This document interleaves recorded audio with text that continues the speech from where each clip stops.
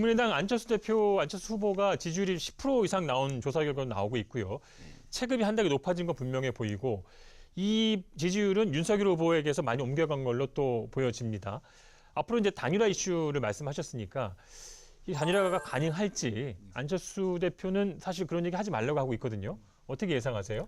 저는 사실 11월 초에 윤석열 후보의 지지율이 많이 앞선 상태에서도 결국 이번 대선의 승부처는 안철수 후보와의 단일화가 될 거라는 말씀을 드렸었어요. 근데 안철수 후보도 이번이 세 번째 대선 출마인데 첫 번째 대선 출마 때처럼 일방적으로 다른 후보의 손을 들어주는 단일화, 그러니까 본인은 선거 출마를 포기하고 그런 단일화는 절대 하지 않을 것이에요.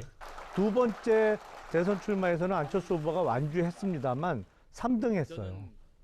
그런데 지금 상황으로 봐서는 안철수 후보가 정말로 당선을 원한다면 야권 후보의 단일화는 필요하다고 느낄 수밖에 없고, 그리고 야권 단일 후보가 안철수 후보 본인이 될 수도 있다라고 생각할 수 있는 상황이 만들어지고 있거든요. 구체적인 경선 룰의 문제는 남아 있겠습니다만 그 과정을 잘 이렇게 이끌어가면 대선에 승부를 뒤집을 수 있는 큰 변수다, 이렇게 생각이 듭니다. 네. 단일화를 논하는데 전제가 뭐냐면 안철수의 지지율입니다. 그런데 이제 안철수 지지율의 특징은 자체 발광체가 아니라 반사체라는 거예요. 윤석열 후보가 떨어지는 만큼 안철수한테 간 거죠. 그런데 이제 그런 상황에서도 여론조사 결과를 보면 윤석열, 이재명 1대1 그 가상대결을 붙여놓은 걸 보면요.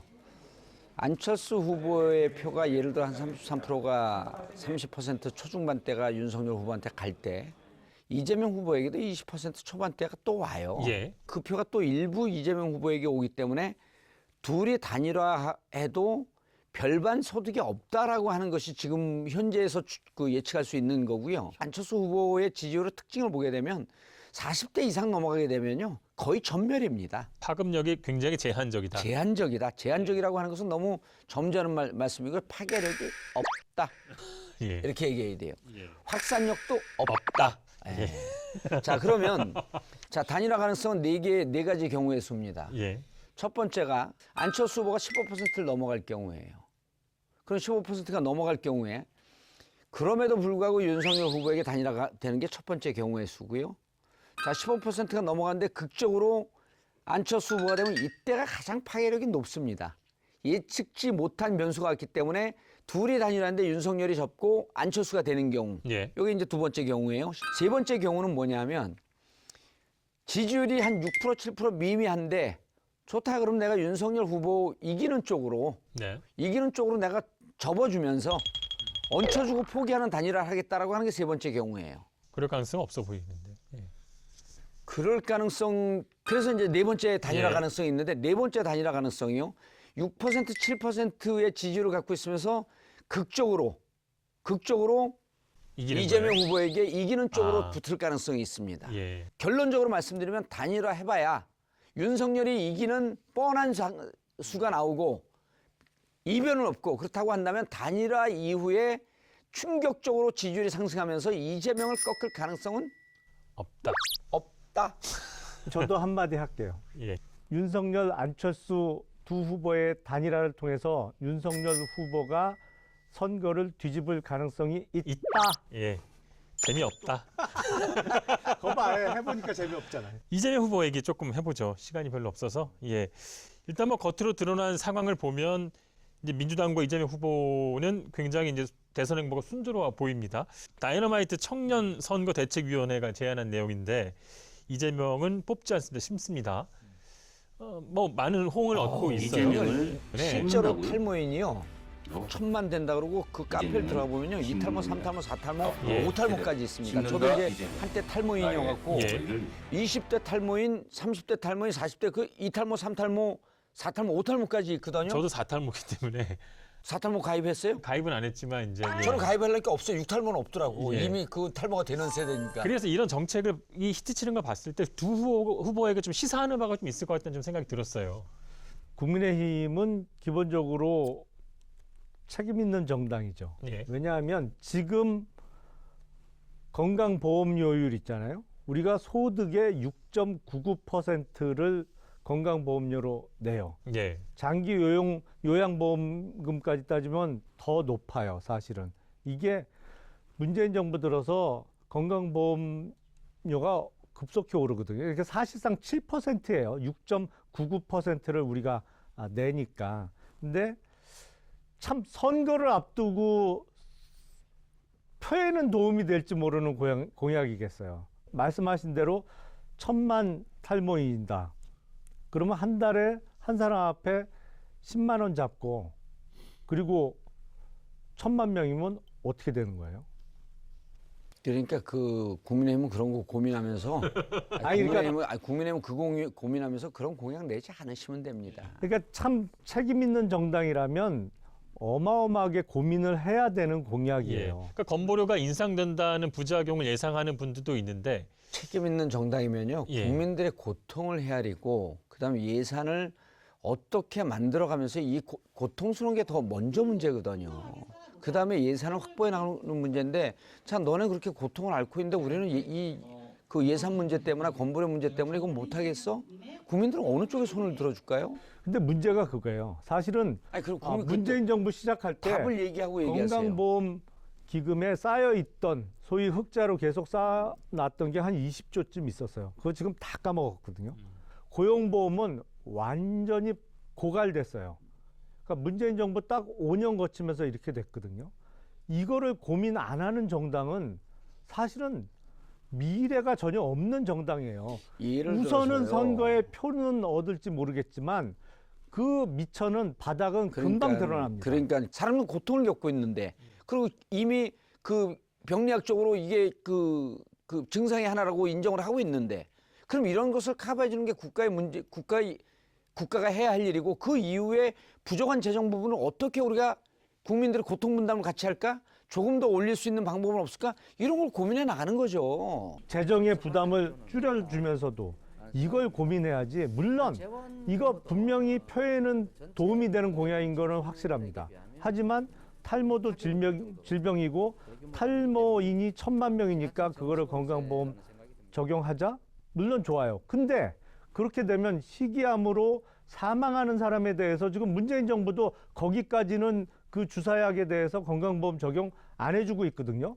그러면서 무슨 고통분담을 얘기를 하세요. 보세요. 문재인 정부 들어와갖고 암 적용 비율이 높아졌잖아요. 그리고 그렇게 지금 희귀암 얘기하는데 희귀암까지 갈 수 있는 사회를 만드는 거죠. 탈모는 탈모 해결하면 어떤 문제까지 해결되는 줄 아세요? 출산율까지도 해결됩니다.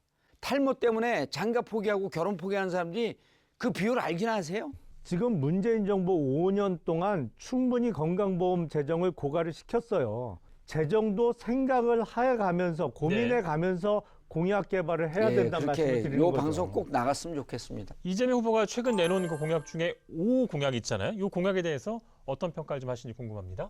이재명 후보의 눈에 띄는 점은 한마디로 제가 MB 아바타입니까? 네. 흉내내신 거예요. 잘 안 되죠, 이게. 네네. 네. 무슨 얘기냐면 이재명 후보가 소위 555 공약을 내걸었어요. 예. 그러니까 세계 종합 5위 국가, 소득 5만 불, 그리고 코스피 5천. 네. 이거를 내걸었는데 이게 2007년 대선을 앞두고 당시 이명박 후보가 내걸었던 747 공약하고 너무 비슷해 보여요. 국토보유세를 신설해서 기본소득으로 나눠주겠다 이런 분배 중심의 그 정책 같은 걸 이야기하다가 갑자기 747 공약하고 비슷한 555 공약을 꺼내니까 이제 MB 아바타가 한 명 더 생긴 것 같아요. 성장과 분배가 다 잘 이루어지면 더 좋은 거 아닌가요? 많이 성장해서 분배 많이 하겠다? 그 방법론에 있어서 사실은 좌나 우는 크게 차이가 나는 것이거든요. 근데 이재명 후보의 최근 발언은 이게 어느 쪽 방법론을 구체적으로 실행하겠다는 건지가 약간 불분명해 보여요. 네. 전체적으로 이제 이재명 후보가 요즘 지지율 상승하는 국면을 보면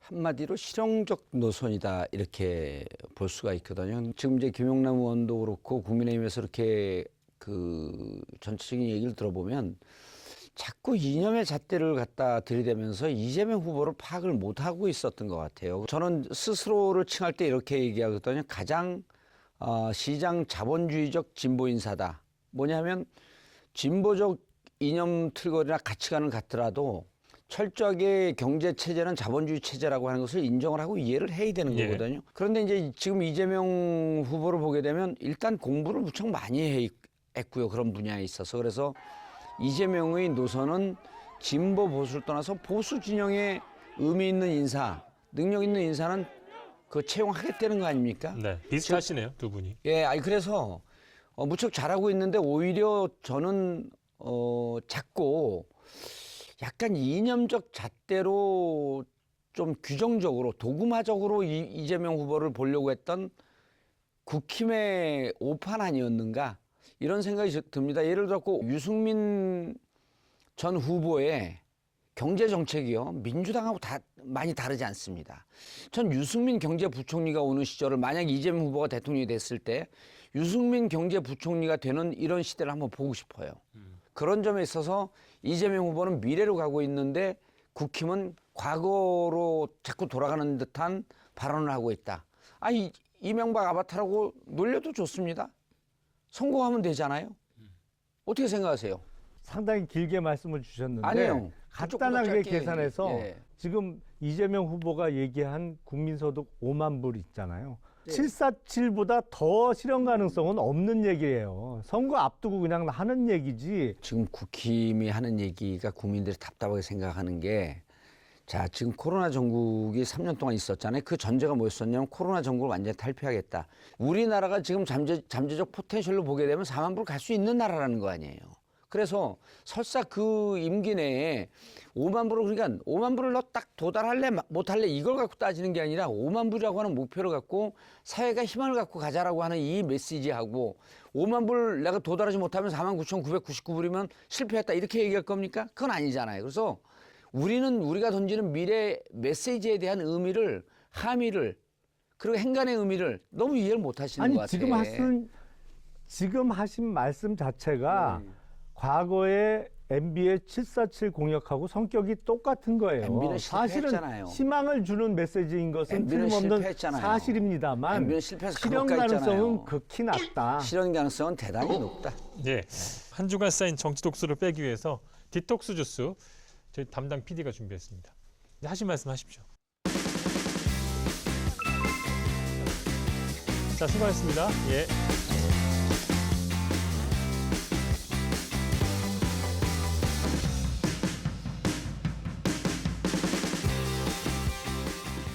이번 주 시사토크 알고리즘도 잘 보셨습니까? 화면 왼쪽을 눌러서 돌아쩌 채널을 구독해 주시면 알고리즘과 함께 돌발 영상, 뉴스가 있는 저녁 등 YTN의 간판 시사 프로그램을 함께 보실 수 있습니다.